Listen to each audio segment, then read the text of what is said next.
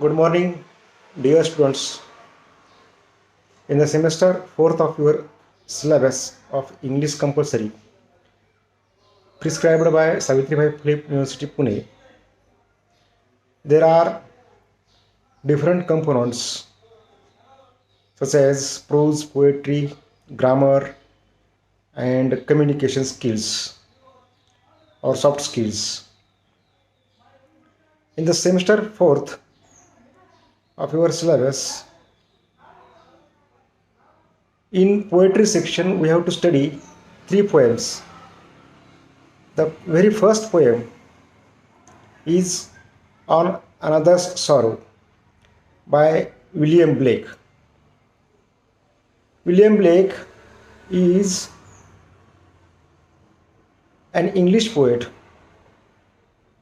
and the present poem On Another's Sorrow is written in 9 stanzas, that is separated into 2 sets of 4 lines or quatrain. Each of these stanzas follows a consistent rhyme scheme. It conforms to the pattern of rhyme scheme AA, BB, CC, DD, and so on, changing end rhymes as Blake saw fit. The poem was first published in Blake's poetry collection Songs of Innocence and Experience. Now, the most important theme of this piece or this poem is God's love. It is seen throughout the poem, but the most prevalently in and after stanza 4, Blake's speaker is very interested in the plan that God has for the world and whether or not he is listening to the smallest creatures, like the rain.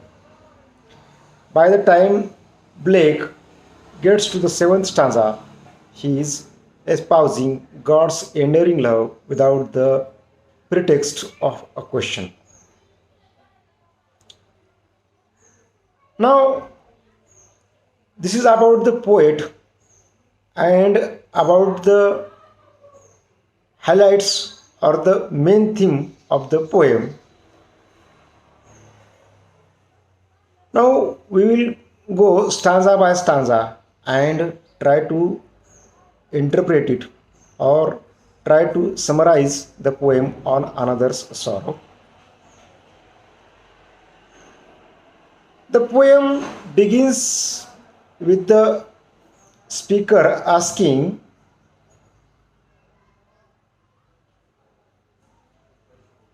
his listener if there is any way he couldn't empathize with someone who is suffering. कवितेची सुरुवात या ठिकाणी अशा पद्धतीने होते की या कवितेमध्ये जो कोणी सफरर आहे, ज्याला कुणाला वेदना आहेत, ज्याला कुणाला दुःख आहे, त्या वेदना किंवा दुःख कुणी ऐकतो का? त्या ज्याला वेदना आहेत किंवा ज्याला दुःख आहे त्याच्याविषयी कुणाला सहानुभूती वाटते का? अशा पद्धतीने या कवितेची सुरुवात होते. The clear answer to this question is no.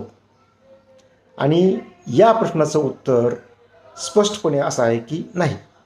या ठिकाणी त्या वेदना, ते दुःख, ती सहानुभूती ऐकून घ्यायला कोणापाशी वेळ नाही.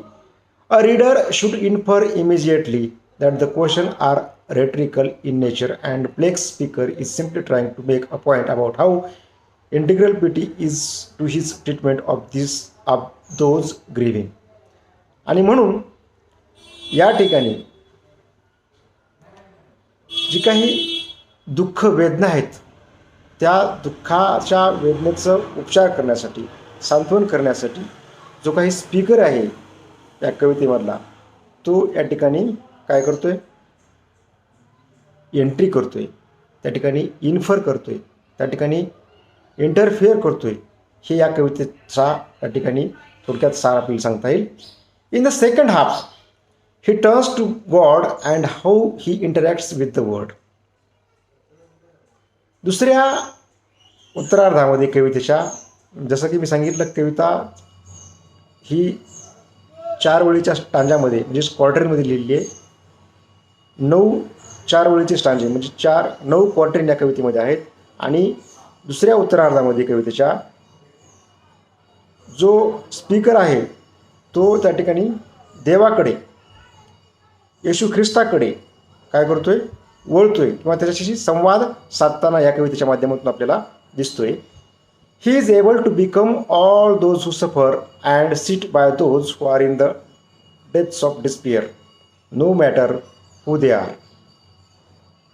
आणि जे कोणी या यातना सहन करते, हे दुःख सहन करते, त्याच्या बाजूला बसून त्या ठिकाणी त्याच्या दुःखाचं कारण, दुःख समजून घेण्याचं कारण त्या ठिकाणी किंवा सांत्वन करण्याकरता तो बाजूला बसून त्या ठिकाणी बसलेला आहे. मग तो कोण आहे याचा त्याच्याशी काहीही देणं घेणं नाही आहे. मग तो कोणी असेल, जे दुःख आहे, जे त्या ठिकाणी वेदना आहेत, त्या वेदना कमी कशा करता येतील, त्या वेदना आणि दुःख कमी करण्याकरता त्या ठिकाणी तो त्या ठिकाणी देव त्याच्या मदतीला येतो, असं या ठिकाणी पुढं सांगितलेलं आहे. His care reaches down to the smallest beings. आणि जो काही येशू ख्रिस्त आहे, त्या येशू ख्रिस्ताची जी काही संबंध मानवाविषयीची जी काही एक प्रीती आहे, एक दया आहे, एक करुणा आहे, ती मानवाच्या संबंध जातीकरता त्या ठिकाणी सर्वांकरता आहे, असं या ठिकाणी कवितेमध्ये दुसऱ्या उत्तरार्धात त्याचा अर्थ सांगितलेला आहे. The poem concludes with the speaker's telling the reader it should be impossible for one to be sad with all these instances of God's joy. आणि या कवितेची समाप्ती किंवा शेवट हा या कवितेतील जो कोणी आपल्याशी संवाद साधतो, जो स्पीकर आहे, तो या ठिकाणी सांगतोय की देवाच्या सान्निध्यात आल्यामुळं जो कोणी दुःख असेल, जो कोणी वेदना सहन करत असेल, जो कोणी दुःखी असेल, त्याला देवाच्या सान्निध्यामुळं, देवाच्या कृपेमुळं, देवाच्या जे काही ब्लेसिंग आहे, आशीर्वाद आहे, त्याच्यामुळं मानवाचं संबंध दुःख या ठिकाणी कमी होण्यास मदत होते, असं या ठिकाणी त्याचा अर्थ आपण काढू शकतो. नाव we shall go stanza by stanza and analyze the poem on another's sorrow. Now I will read the poem stanza by stanza and we will try to analyze or interpret the poem. See stanza 1 of this poem. Can I see another's woe and not be in the sorrow too? Can I see another's grief and not seek for kind relief? In the very first stanza of this poem, the speaker in this poem tells the reader that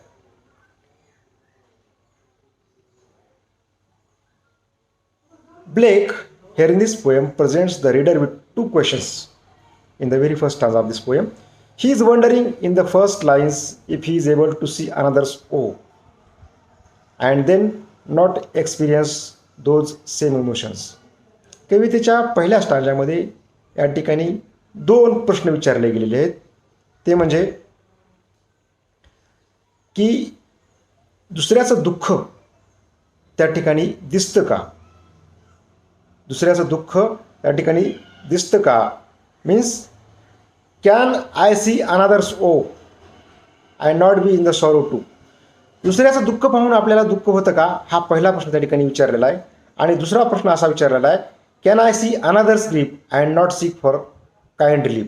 आणि दुसऱ्याचं दुःख पाहून ते दुःख आपण वाटून घेऊ शकतो का, त्या दुःखामध्ये आपण सहभागी होऊ शकतो का, अशा 2 भावना या कवितेच्या फर्स्ट स्टांजामध्ये या ठिकाणी कवी विलियम ब्लेकनं मांडलेले आहेत. It is impossible for him, someone who believes deeply in God's love and a common empathy amongst humankind to not feel as the sufferer does.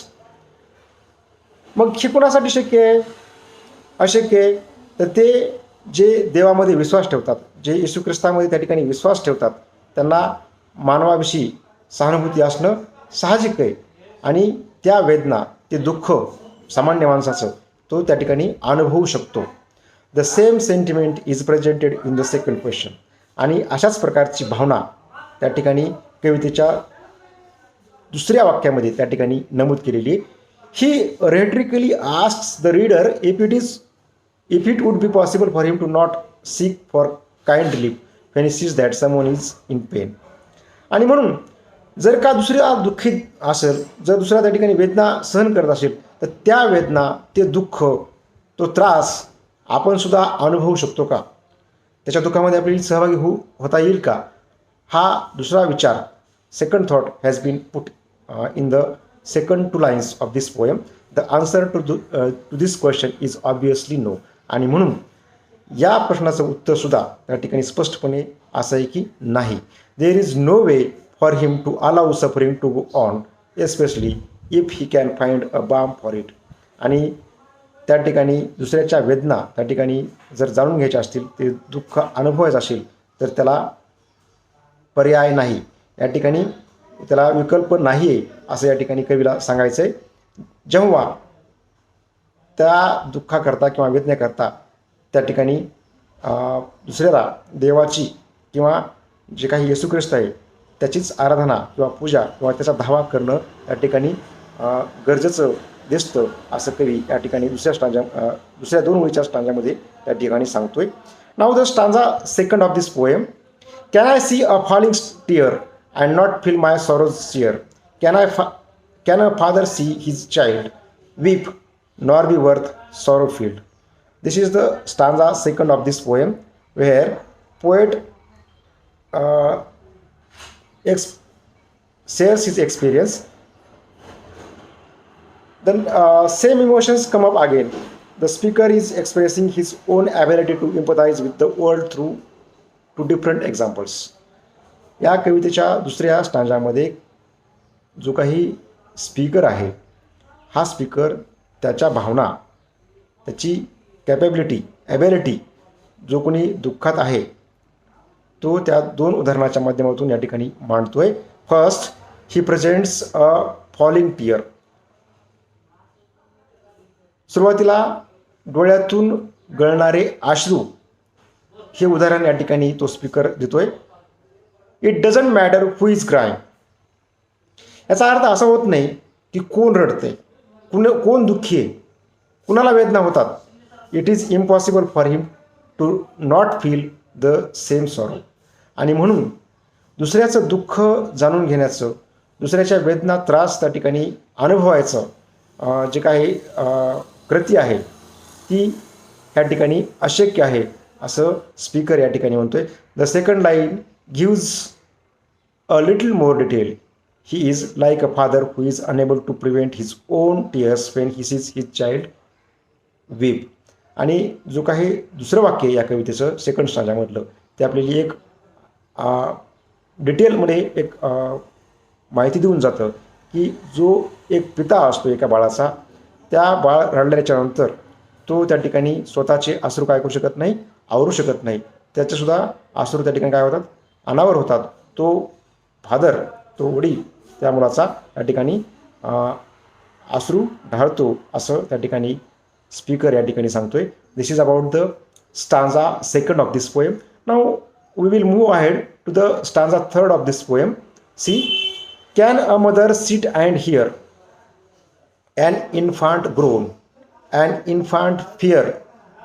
No, no, never can it be, never, never can it be. This is the stanza third of this poem. In this stanza of this poem, the first 2 lines of this stanza follow the same form as the yet which came before them. परत तिसऱ्या स्टांजामध्ये जे पहिल्या 2 स्टांजाची जी काही form आहे तो त्या ठिकाणी या तिसऱ्या स्टांजामध्ये कवीने त्या ठिकाणी काय केलेला आहे, जशास तसा रिपीट केलेला आहे. Blake speaker relates his own ability to contain his emotions to a mother who has to groan when she sees an infant in fear. आणि या कवितेमधला जो स्पीकर आहे तो एका आईच्या भावना, ज्यावेळेस त्या आईचं बाळ, छोटंसं बाळ त्या ठिकाणी घाबरलेलं असतं, भिलेलं असतं. त्यावेळेस ज्या आईची ते बाळ घाबरलेलं पाहून जी अवस्था होते, त्या आईच्या भावनेशी त्या ठिकाणी काय करतं, रिलेट करतं. Even the idea of not caring for the suffering masses of the world is unthinkable to the speaker. आणि हीच आयडिया त्या ठिकाणी पुढे त्या ठिकाणी मांडलेली आहे. ज्यावेळेस या जगभरातील लोक, मनुष्य जात ज्यावेळेस दुःखात असते, त्रासात असते आणि त्या ठिकाणी जसा देव त्याच्याकरता काळजी करतो, जसं एक आई आणि वडील त्यांच्या मुलाकरता काळजी करतं, म्हणजे आई आणि वडील म्हणजेच स्वतः देव किंवा स्वतः येशू ख्रिस्त असा त्या ठिकाणी एक सिम्बॉलिकल मिनिंग आपल्याला सांगता येईल. He uses the phrase never can it be twice in this lines in order to empathise how strongly he feels about it. कवीनं तिसऱ्या स्टांजामध्ये शेवटच्या 2 ओळीमध्ये एक फ्रेज रिपीट केलेली, never can it be, never can it be. तर ह्याचा वापर का केलेला आहे, रिपिटेशन का केलेलं आहे, तर रिपिटेशन करण्यापाठीमागचं कारण हेच आहे की जी भावना आहे ती भावना स्ट्रॉंगली एम्फसाइज करण्याकरता, परखडपणे मांडण्याकरता त्या ठिकाणी ती phrase never can it be, never can it be ही या ठिकाणी रिपीट केलेली आहे. This is about the stanza 3rd of this poem. Now the stanza 4.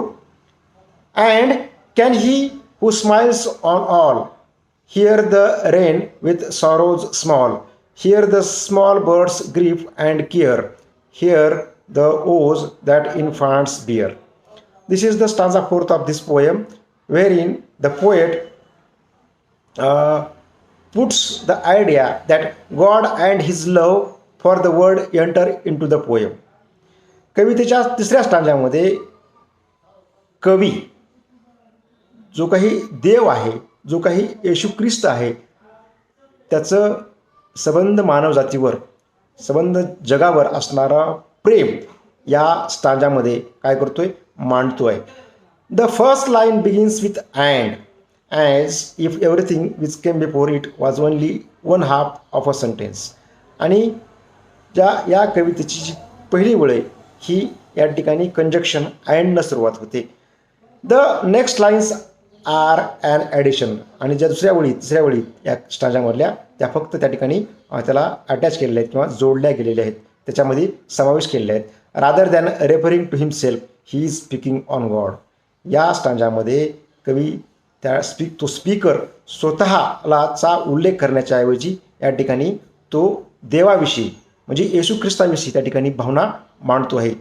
There is an inescapable comparison being made here between the speaker and God. आणि या 4थ्या स्टांजामध्ये कवी या कवितेतला speaker आणि देव म्हणजे येशू ख्रिस्त यांच्यामधलं जे काही तुलना आहे, ही तुलना या ठिकाणी करताना आपल्याला दिसतोय. He sees himself as having the same kind of love that God does for all of his creation. आणि जसं एक आई असेल, एक वडील असतील, त्यांना त्यांच्या मुलाविषयी, लहान मुलाविषयी जितकं प्रेम असतं, जितका जिव्हाळा असतो, तसाच प्रेम आणि जिव्हाळा हा देवाला किंवा येशू ख्रिस्ताला संबंध मानवजातीविषयी असतो. जी काही सृष्टी या ठिकाणी निर्माण केलेली आहे आणि ह्या सृष्टीमध्ये जेवढे काही मनुष्य असेल, संबंध वन्यजीव असतील, पशुपक्षी असतील, या संबंध क्रिएशन असेल सृष्टीचं, त्याविषयी प्राणीमात्राशी जे काही प्रेम आहे, जो काही जिव्हाळा आहे येशू ख्रिस्ताचा, तो या ठिकाणी कवीनं मांडण्याचा प्रयत्न केलेला आहे.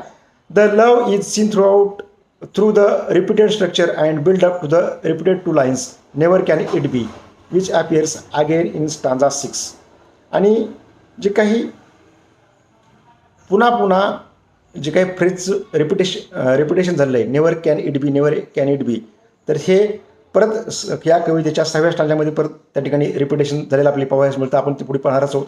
आणि म्हणून हे प्रेम आहे, ह्या प्रेमाचं रिपिटेशन म्हणजे किती जिव्हाळा हा येशू ख्रिस्ताला किंवा देवाला मानवजातीविषयी या संबंध पशु पक्षी मात्राशी या ठिकाणी आहे, त्याचं एम्फसाइज करण्याकरता ही फ्रेज त्या ठिकाणी रिपीट केलेली आपल्याला परत 6व्या स्टांजामध्ये पाहायला मिळते. The speaker list out all the creatures and situations God cares about in the form of an extended question. आणि संबंध मानवजात असेल, संबंध सृष्टी असेल, या सृष्टीशी संबंध मानवजातीशी जी काही जिव्हाळा आहे, जो काही प्रेम आहे, जी काही काळजी आहे, तो देव येशू ख्रिस्त कसा घेतो, हा एक्सटेंडेड क्वेश्चन जो त्या ठिकाणी प्रश्नात्मक रित्या या ठिकाणी मांडलेला आहे कवीनं, तो या ठिकाणी विचारतो आहे. This is the stanza 4th of this poem. Now we will move ahead for the stanza 5th. And not sit beside the next, pouring pity in their breast, and not sit the cradle near, weeping tear on infant's tear. Just as the speaker is unable to sit beside someone suffering and not comfort them, so too is God. समजा प्रत्येक जणाला काही वेदना आहेत, काही दुःख आहेत, प्रत्येकाच्या त्या ठिकाणी कम्फर्ट केला जाऊ शकत नाही. जसा मानव करू शकत नाही तसा देव सुद्धा त्या ठिकाणी करू शकत नाही. He is unable to sit the cradle near and not care for an infant who is weeping. एखादं मूल त्या ठिकाणी पाळण्यामध्ये रडते आणि त्या पाळण्यामध्ये रडण्याकरता त्या बाळाचं दुःख, ते रडणं शांत करण्याकरता, त्याचं सांत्वन करण्याकरता, जसं ते आई वडील असतील बसू शकत नाहीत, तसं देव या प्राणीमात्रांची, या सृष्टीची त्या ठिकाणी काळजी घेऊ शकत नाही, असं या ठिकाणी कवीला सांगायचे. God's pity comes to all those who suffer. आणि म्हणून जी काही देवाचं जी काही सजीव सृष्टीची जी काही काळजी करते देव, जे प्रेम करते, जे आशीर्वाद आहे, तो सर्व प्राणीमात्रावर, मग जे कुणी दुःखात असतील, वेदनेत असतील, त्या सर्वांकरता असतो, असं या कवितेच्या 5व्या स्टांजामध्ये कवी विलियम ब्लेक सांगतात. Now the stanza 6. And not sit both night and day, weeping all our tears away. Oh no, never can it be, never, never can it be. Again, in the stanza 6, the speaker emphasizes God's boundary less love in the 6th stanza by stating that he loves everyone night and day. आणि कवितेच्या 6व्या स्टांजामध्ये speaker हा जो काही येशू ख्रिस्ताचं, देवाचं जे काही प्राणीमात्रावर, सजीव सृष्टीवर जे काही प्रेम आहे, तो रात्रंदिवस या सजीव सृष्टाची काळजी करतो, सजीव सृष्टीची काळजी करतो, असं या कवितेच्या 6व्या स्टांजामध्ये थॉट, विचार त्या ठिकाणी या कवितेमध्ये कवीनं मांडलेला आहे. And there are never any moments where everything just stated in the previous 2 stanzas doesn't happen. आणि या कवितेमध्ये कवितेच्या अगोदरच्या ज्या काही स्टांजे होते, त्या स्टांजामधली जी काही भावना होती, ती त्या ठिकाणी रिपीट या ठिकाणी केलेली नाही. His care is omnipresent and inexhaustible. आणि देवाची जी काही काळजी आहे प्राणीमात्राची, ती कशी, त्या ठिकाणी तिला मर्यादा नाही. देव हा सर्वांच्या दुःखांमध्ये विशेषतः हा त्या ठिकाणी सहभागी असतो. दुःखाचं निरसन करून हा देव येशू ख्रिस्त सर्वांना सुखी ठेवण्यासाठी सतत दिवसरात्र प्रयत्नशील असतो, असं कवी विलियम ब्लेक या ठिकाणी सांगतात. Now the stanza 7 of this poem. See, he doth give he joy to all, he becomes an infant small, he becomes a man of woe, he doth feel the sorrow too. Now in the 7th stanza again the speaker stops questioning. Up to the stanza 6th, the speaker is questioning, but in the 7th stanza onwards, the speaker stops questioning. He now turns to a number of statements explaining how God interacts with the world. कवितेच्या 6व्या स्टांजापर्यंत कवीनं त्या ठिकाणी स्पीकरच्या माध्यमातून वेगवेगळ्या प्रकारचे प्रश्नांचा भडीमार केलेला आपल्याला पाहावयास मिळतो. परंतु कवितेच्या 7व्या स्टांजामध्ये त्या ठिकाणी कवी प्रश्न विचारत नाही आहे, तर या ठिकाणी वेगवेगळे स्टेटमेंट हा देवानं सजीव सृष्टी करता त्या ठिकाणी जगातल्या ह्या जी काही सजीव सृष्टीच्या जी काही इंटरॅक्शन आहे, गॉड इंटरॅक्ट करतो कोणासोबत, प्राणीमात्रांसोबत, त्याविषयी या ठिकाणी कवी भाष्य करतोय. He is able to become those who suffer. देव हा जो कुणी दुःखात आहे, वेदनेत आहे, त्यांच्या वेदना, त्यांचं दुःख त्या ठिकाणी समजून घेतो. This means that his understanding of pain is so deep he doth feel the sorrow too and he becomes a man of woe. याचाच अर्थ असा होतो की देव हा प्रत्येकाच्या ज्या काही दुःख आहेत, ज्या वेदना आहेत, तो काय करतो, स्वतः अनुभवू शकतो. एवढंच नाही तर तो दुःख, जो दुःखी माणूस आहे त्या दुःखी माणसाच्या ठिकाणी स्वतःला ठेवून काय करतोय, तो दुःखी होतोय. He joy is available to all those who want it and even to those who don't. आणि जो काही देवाचा आशीर्वाद आहे, जो देवाचा कृपा आहे, जे देवाचा प्रेम आहे, ते देवाचं प्रेम, येशू ख्रिस्ताचं प्रेम हे संबंध प्राणीमात्राकरता त्या ठिकाणी कसं आहे, उपलब्ध आहे. आणि असेही असतील ज्यांना त्याची गरज नाही, त्यांच्याकरताही, ज्यांना गरज आहे त्यांच्याकरताही, अशा दोन्ही करताही देव हा सदा कृपाळू, दयाळू होऊन त्या ठिकाणी काय करत असतो, त्या ठिकाणी आपली काळजी करत असतो. असा एक विचार, एक कल्पना कवीने या कवितेच्या माध्यमातून 7व्या स्टांजामध्ये ठेवलेली आहे. Now the stanza next of this poem. C,